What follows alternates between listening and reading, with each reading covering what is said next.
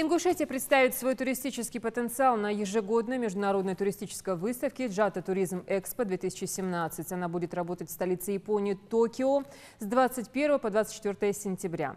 В прошлом году выставка заинтересовала представителей более 128 стран и регионов мира и привлекла почти 2000 экспонентов. Всего выставку посетило более 270 тысяч человек. На сегодняшний день Япония – страна с одним из наиболее активно развивающихся туристических рынков.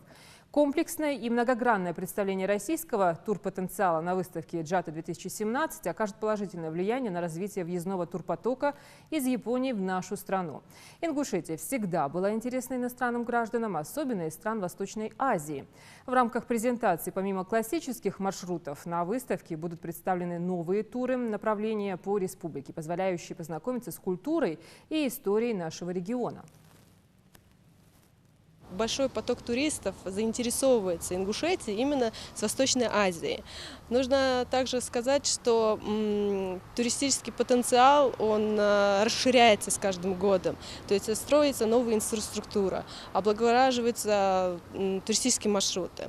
Наши представители от Ингушетии, в частности Комитет по туризму, будет презентовать как помимо классических маршрутов, так и новые. Акцент будет делаться на гастрономический туризм и экологические маршруты. Помимо этого будут презентоваться сувенирная продукция, будут показаны видео и информационные материалы, буклеты, раздаточный материал, печатные издания. Также это мед, горный мед, да, это как сувенирная продукция, и вода Чулки. Данная выставка принесет большой поток туристов в наш регион, ну и большой потенциал именно в плане инвестиционных, да, вложений от наших представителей из Японии.